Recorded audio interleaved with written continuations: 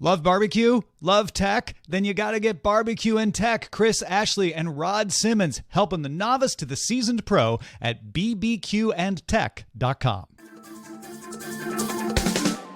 Coming up on DTNS, El Salvador wants to take you down to the Bitcoin city powered by a volcano. Did Adele get Spotify to turn off shuffle? No. We'll tell you what actually happened. Plus, Robert Heron is here to help you navigate buying a new television.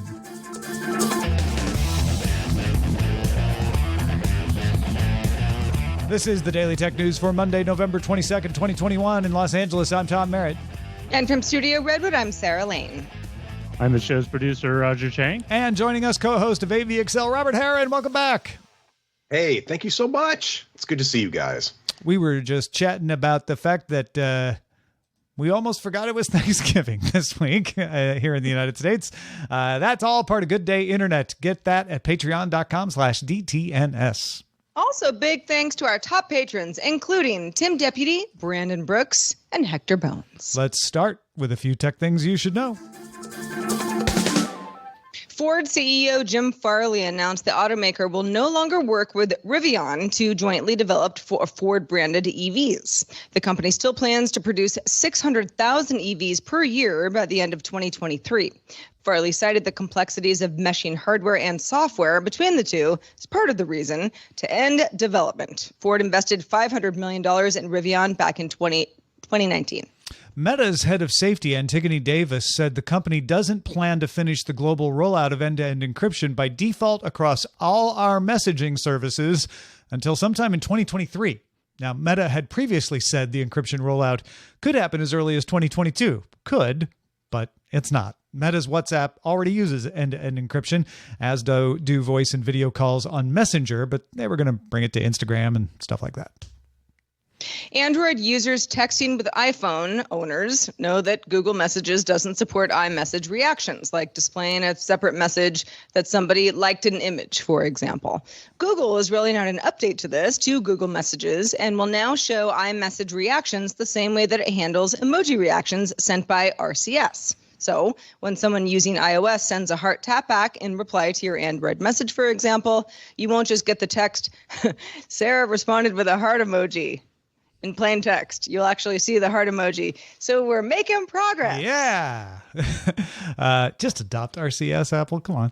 UK Health Secretary Sajid Javid announced a review of all medical devices for racial and gender bias, saying that these may have contributed to the overall higher death rates in Black and South Asian people in the United Kingdom during COVID-19 pandemic.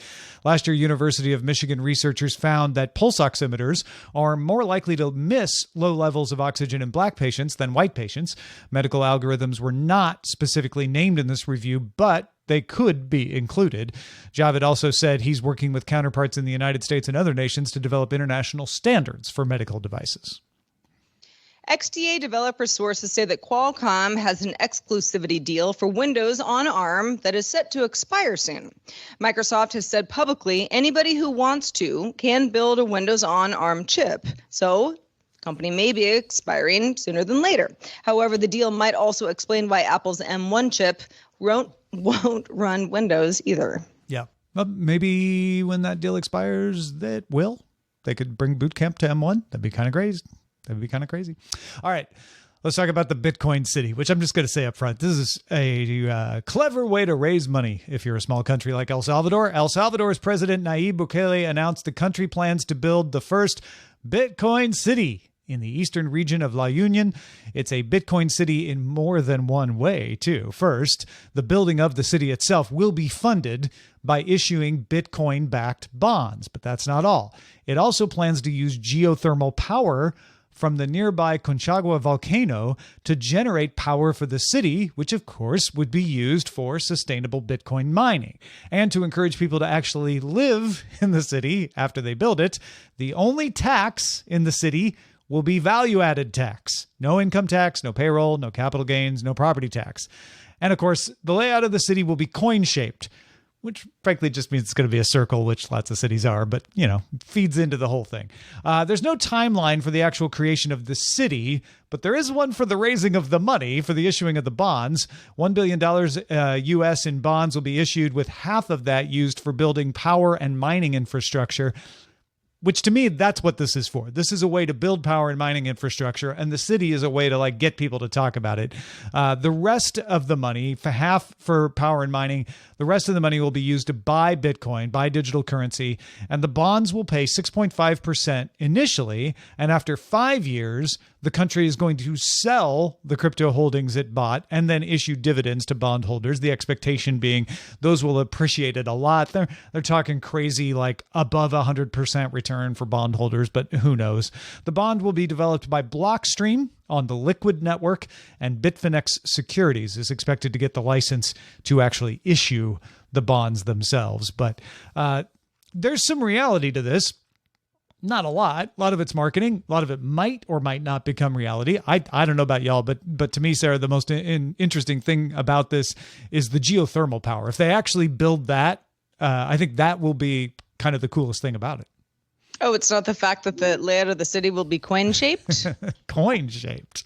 Yeah, I know. As you mentioned, certainly a way to drum up money.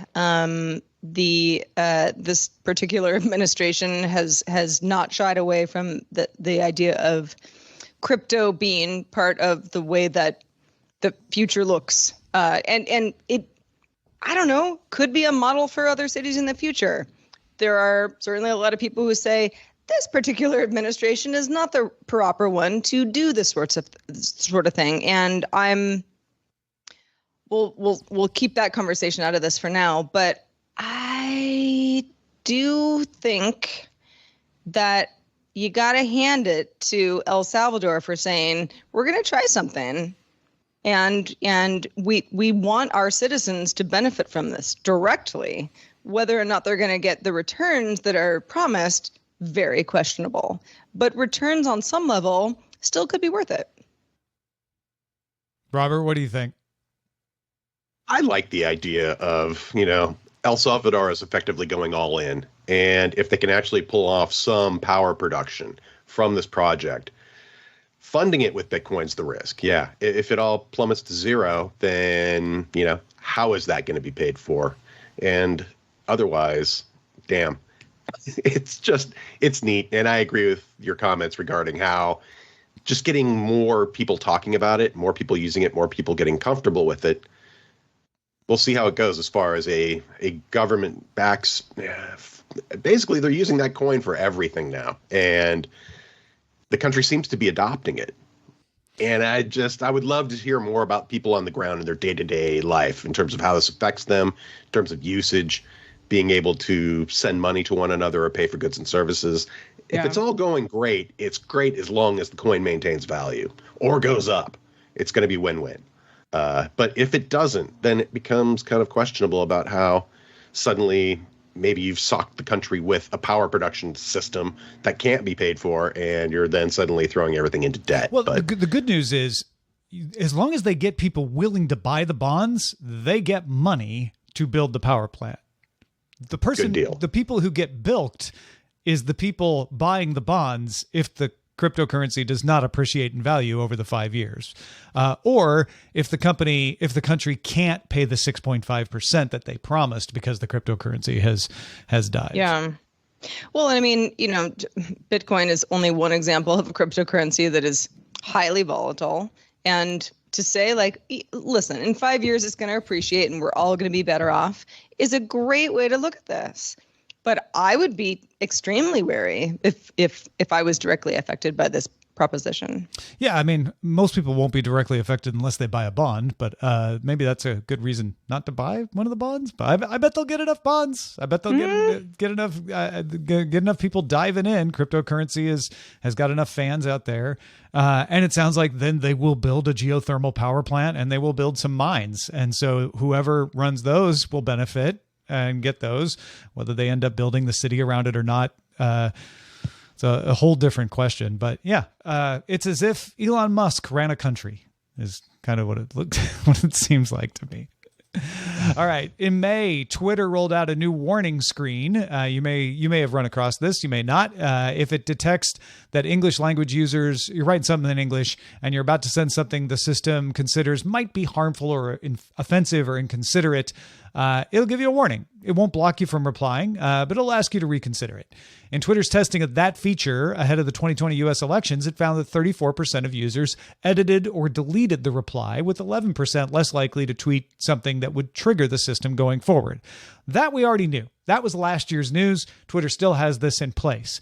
Scientists at New York University's Center for Social Media and Politics, however, wanted to find out, what if you're telling people don't be mean outside of when they're actually composing the tweet? So they published a study examining the effectiveness of warnings given at other times, not at the time of posting. The study focused on users who had been suspended, had more than 50 followers, and at least 7 followers who had also used hateful language in posts. They ended up with a list of 27 users that fit that definition. But they didn't target the messages at them. They studied the 4,327 people who followed those 27 users. The researchers divided those users into 6 groups and 1 control. They then sent messages from Twitter accounts with names like hate suspension and expert on hate. They created 3 types of messages to send to those 6 groups. One that emphasized what could be lost by using hateful speech. Hey, if you do this kind of stuff, this is what could happen. One that emphasized legitimacy and respectfulness, was like, hey, we respect you, but you know what? Maybe this is going to make you less believed. And then there was one that positioned the sender as an expert. Like, I'm an expert on hate stuff, and here's why you shouldn't do it. Those messages were then varied into high and low intensity wording. So you had 3 messages, 3 with high, 3 with low. You had 6 messages, went to the 6 groups, and then you had the control group that didn't receive any of these messages. The study found that a single message reduced hate speech the following week by 10%. All 6, just one message would reduce hate speech by 10% within the following week. The politely worded message, the legitimacy message, the one that said, hey, people, I'm being polite here, I'm being respectful, but people may not believe you anymore. That was the most effective, resulting in a 15 to 20% reduction a week later. The researchers didn't see users responding with even more hateful language. In other words, they didn't get the message and be like, I'll show you. But they acknowledge that this is an outsider message. They don't know if it would have the same effectiveness or not if it came officially from Twitter, when you talk about whether you would implement this policy or not. And Twitter said it's reviewing the findings of the study to see if there's anything that they want to implement from it. That's pretty cool. A reminder, yeah. Respecting other people's opinions and not simply throwing kerosene on a conversation that could easily go sideways are good things to follow. And I really hope Twitter will pull out some of the useful information from this study, simply to take a look at not only what they're doing currently by looking at a potential message that could be flagged or become inflammatory, so to speak, but also just providing people with a tool that says, hey, you know what? I don't know if this would work per se, but if you could just remind someone that if you could word this a slightly different way, you'll get a different response from it. And either for good or bad. I mean, people could twist this right around and say, oh, well, what's the most inflammatory thing I could say? But generally, though, it's like, why waste your time like that when, a couple of well-chosen words will get the point right across. And that is a very, you're walking a tightrope, right? Where you're saying, hey, person X, I know what you want to say. I think you're not going to get the reaction that you're looking for. Perhaps lighten it up a little bit. That's a tricky thing. And Twitter, having done this research, I think is on the road to becoming, to understand more, okay, how do we get healthy discourse to just be less hateful and upset everybody, so that we all have conversations on shows like this talking about like, it's a cesspool, Twitter's the worst. I think Twitter is doing all the right things. I think that trying to your point, Robert, trying to convince somebody, hey, you're going to get a better reaction. You're going to get more likes. You're going to get more retweets. You're going to get, more quote tweets, all of that stuff. If you act right, is something that people on Twitter aren't really used to right now. They're almost used to the opposite. Yeah, that's the key here. And to be clear, Twitter didn't do this research. New York University scientists did. But yeah. Twitter's looking at the research. And I think maybe Twitter doesn't need to use this research except to maybe provide guidance to others to say, hey, if somebody's out there being hateful, don't attack them. That just makes them angry. Don't ignore them. That lets them think what they're doing is okay. What you want to do is say, hey, that user account you followed was suspended, and I suspect that was because of hateful language. Your tweets bother me. You should stop using hate speech to avoid suspension. That's an example of the legitimacy, low intensity message that they sent. Like, that kind of stuff may seem a little forceful, but it's like being respectful and saying, hey, you might not want to do that sort of thing. And if, I don't know if it's up to all of us to do, but if there was an organization that could, self-assemble, maybe a nonprofit, Rich Stroffolino, who helped produce today's show, suggested that could just go out and say, like, hey, folks, there's a better way of doing things. That's that bystander saying something polite, respectful, but kind of helping nudge people towards not doing something that is going to ultimately hurt them too. Totally. I think also just providing a second chance or a second set of eyes just to quickly review something. I do that for myself with my email client. I send a message and I have about 30 seconds to hit an undo button. And that sometimes is enough for myself. But for social media and for people who may not think about these things all the time, I have no problem with it occasionally popping up, questioning me about my usage of this service and potential harm that could be caused. Well, if you're a Spotify user, you might already be familiar with the fact that Spotify used to show you a shuffle icon inside the play button, if you wanted to play some music, by default on albums. So basically, shuffle was the default. You weren't necessarily going to listen to an album front to back. Had to work a little harder at it. You had to choose to play an album in the release track order if you wanted to do that exact thing. Spotify has changed that, however. Now a play button is the default from premium users. Premium users, different than free users. You can still shuffle album tracks. You just have to make a conscious choice to do so by toggling shuffle on when you're viewing an individual track on the album. Now, you might say, why the about face? Spotify's been doing this for years. Artist Adele, you may have heard of her, thanked Spotify for the change. She tweeted, "This was the only request I had in our ever-changing industry. We don't create albums with so much care and thought into our track listing for no reason. Our art tells a story, and our stories should be listened to as we intended. Thank you, Spotify, for listening." Spotify replied, "Anything for you."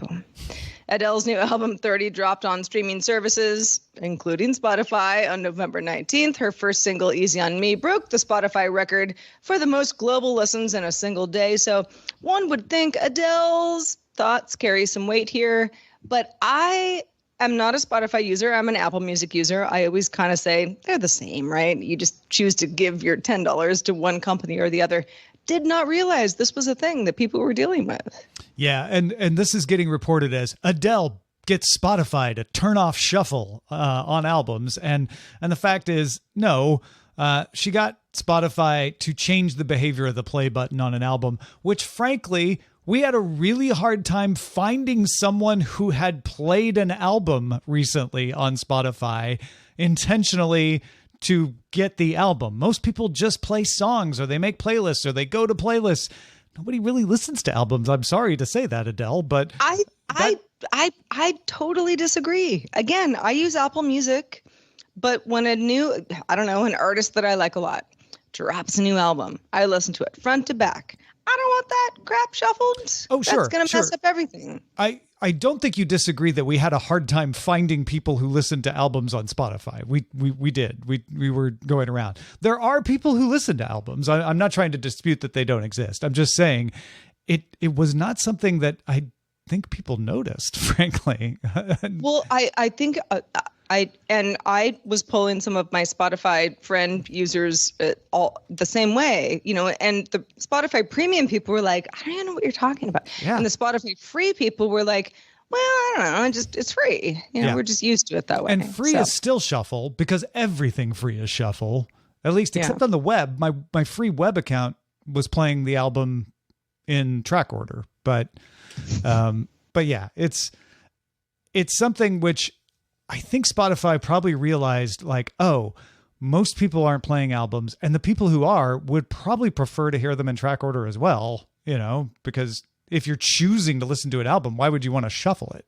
I've never, and again, maybe I'm a little out of the loop because I haven't used Spotify rather than, I have an account, but I use it just kind of for testing purposes for the purposes of this show. But why anybody would play songs on shuffle when they're trying to listen to an album? It's just super counterintuitive. It surprises me that another artist hadn't made a stink before now, or maybe they had, but it wasn't reported on. Yeah. My guess is Spotify just had shuffle on when they engineered it for everything and didn't want to, and hadn't bothered to change the code to be like, oh, we should change that on the album view, because probably people enjoy shuffle in lots of other places and they just hadn't got to it yet.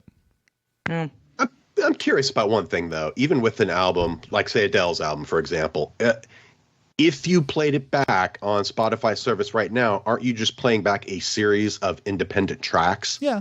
And is it anything even close to like, say, a gapless audio track system where it is the album playback experience where maybe two songs bump right up against each other, or maybe there's a 30-second pause that you normally wouldn't even hear anyway?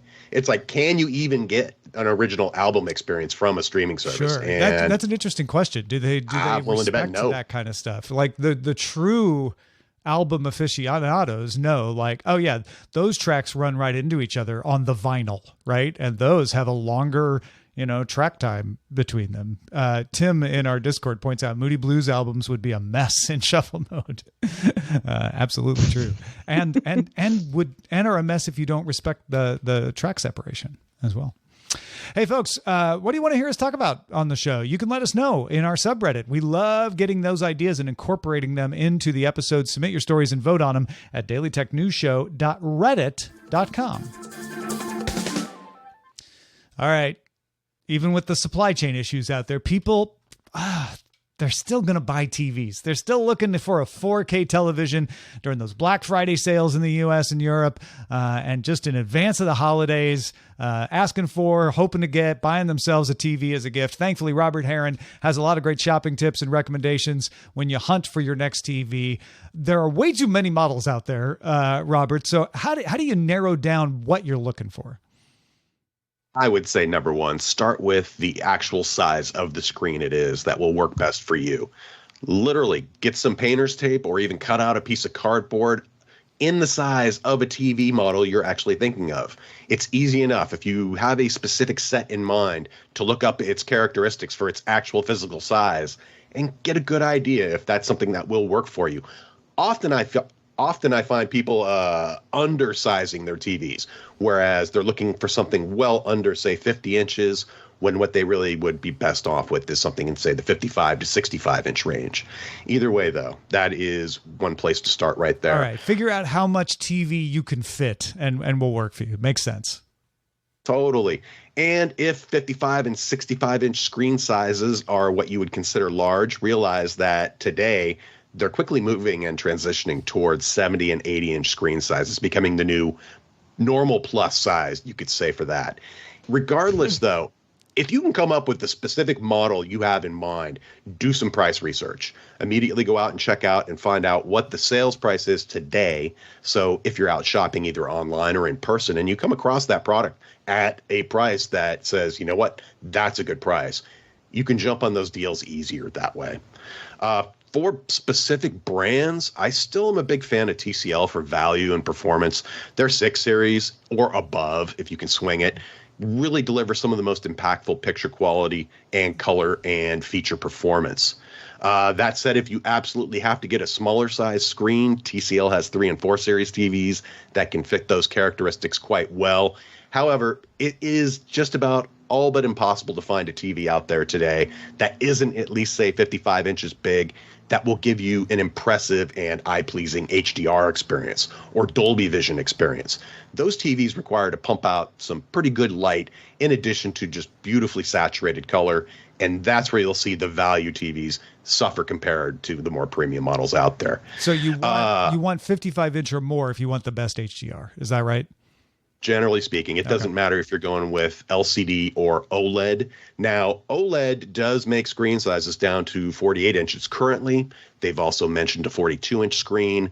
that is going to be an eye-pleasing piece of candy. But if you're looking for something big, like, say, above 70 inches, Samsung and Sony LCDs are generally going to be your good values there. Also, LCD televisions will produce far more light than an OLED television can. Not all LCDs, but your premium ones do. Significantly greater light output and usually better screen material surfaces to help mitigate things like room light reflections and things like that. So if you are dealing with a bright room, consider something like a high-performance LCD to help make that a more pleasing viewing experience. However, if you do have good light-controlled environments, or maybe you're a gamer, OLEDs are some of the best right now, and I'll just point out the LG C1 series. That gives you every feature built right into it that you would want, including 4K 120 with Dolby Vision for the gamers, in addition to the feature support built right in for those formats like HDR, Dolby Vision, etc. And you get that perfect black level, infinite contrast in a picture where you also have a much wider viewing seating area in terms of who can enjoy that picture and get the pristine image quality out of it. It's absolutely one of my favorites of all time when it comes to display technologies. And coming up at CES, we'll hopefully see some good competition regarding that as well. But also for just short and sweet tips, I would point to Sony. Any of Sony's OLEDs or their premium LCD televisions are really perfect for cinephiles or videophiles. If you are into just seeing things as accurately as possible without a lot of fuss, Sony makes that fantastic. And they also have generally above average audio. You do pay a premium, I think, for some of their premium models, of course, but it's a fantastic piece of kit if you can swing it. Oh, and as I mentioned, TCL is one of my favorite value performance brands. If you can't find that at the particular price point you're looking at, look at Hisense and their U8G and their U7G, I believe they are. The U8G in particular is that perfect balance between, like, holy cow, I see TVs costing 2 or 3 times as much doing the equivalent. And the price points are great. The feature performance is there in terms of, I want to make sure I have good light output, saturated color, gaming support, Dolby Vision, HDR10. It's all built right in. And if a new TV is just not in the books, maybe you're happy with what you have, consider doing a little upgrade, maybe a soundbar or an other audio upgrade for the living room or the bedroom or whatever you're thinking. Or if your TV is getting a little long in the tooth performance-wise with the built-in apps that you're still using, consider adding a 4K streaming product. That is one of the best ways to put a kick in the pants, so to speak, to an older TV that otherwise works just fine.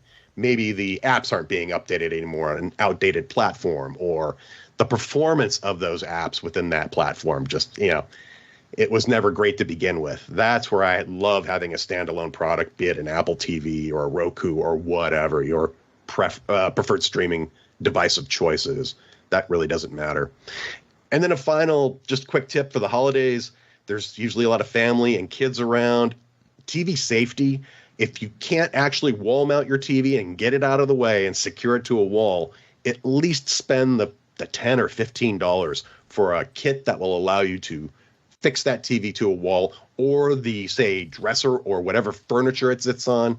The last thing you ever want to do is see one of these flip off, or let alone catching the toddler climbing up the front of a cabinet and the whole thing starting to go. That's a nightmare scenario that's easily preventable. Robert, I had for years now, especially over many courses of your time with us here on DTNS, I'm still yet to pull the trigger on my new TV. I have a 55-inch Samsung circa 2012. It's old, but it works fine. It could be a lot thinner. But I try to keep up on what the latest is, because at some point I am going to get a new TV. Whatever the size is, I want it to be the best possible. Is there any sort of marketing mumbo jumbo that gets you when, researching all of these, where you kind of go like, this is the thing to stay away from when you're trying to figure out what TV to buy? number one, it would be managing expectations. If you're buying the most value screen out there, or like I said, if it's not at least about 55 inches or so, the image quality with HDR content and Dolby Vision in particular is simply not going to be as compelling and impressive as you might want it to be. Typically with the lower cost TVs, the first thing they'll cut is the absolute light output, how bright that TV can even get. And I'll be honest with you, there's a lot of 4K HDR Dolby Vision TVs out there that really are no brighter than probably your circa 2012 TV. And that's the one thing. If you're going to do the upgrade, one, either go for some sick contrast performance, be it with an extremely bright screen or one that can make black look inky and dark. And the color should be a no-brainer. You need a wider color palette for HDR and Dolby Vision. So that's where I kind of draw the line. It's like, if you're going to go value small, just stick with that and go for a good value where you can then spend, your money on other gifts. But if you are going for something that's just eye candy, that's where you really want to pay attention to those features. Check out reviews. All the TVs I've mentioned, I would recommend in a heartbeat for anyone looking to do an upgrade at just about any price point. That Hisense U8G I mentioned, I believe it's like under $800 for a 65-inch screen that competes with what I said was like TVs 2 or 3 times the cost. I will always go back to like an OLED for my absolute favorite in terms of just picture performance, being able to have that perfect black and all the features built in. But those are premium displays, and there are some less expensive OLED options appearing now. That's one place you might want to be careful with if you are focused on specific features like, I need a TV that can accept 4K 120 input for gaming, or I want the TV that has a minimum of a certain refresh rate or a color palette. That's where you really want to stick with something that's kind of known and well-reviewed and well-respected. And for that, it's just there's so many good options out there, and literally at prices anybody can swing, so to speak. Well, thank you so much, Rob. That is always good information, especially going into the holidays. You got some Black Friday deals. You got to go in with all the information that you can possibly have to get the best television or home theater product that's right for you. If you have ideas on what, maybe you bought a television recently, want to tell everybody about it. If you have feedback on anything that we talk about on this show, please do send it our way. feedback@dailytechnewsshow.com. We also want to thank a brand new boss, and that brand new boss's name is Gary Moon. Gary just started backing us on Patreon. Thank you, Gary. Oh, yeah. Sorry, Gary. Almost forgot. Yay. Come on, crowd. Tom was so struck by how excited he was, Yay, You're Gary. Our moon, Gary. You really are. You are our moon, our sun and stars. Thanks also to Robert Heron, also our moon, sun, and stars. Robert, let folks know where they can keep up with the rest of your work. Hey, you can catch our weekly podcast called AVXL at avxl.com. I'm also on Twitter @Robert Heron. Or you can visit me at heronfidelity.com if you'd like to look at more of my doings on the side, so to speak, and or calibration information. Well, you do good work. So thanks for being with us on the show today. Come back soon. Reminder to folks, we're live Monday through Friday, 4:30 p.m. Eastern, 21:30 UTC. You can find out more at dailytechnewsshow.com/live. And we'll be back doing it all again tomorrow with our guest, Nika Monfort. Talk to you then. This show is part of the Frog Pants Network. Get more at frogpants.com. Diamond Club hopes you have enjoyed this program.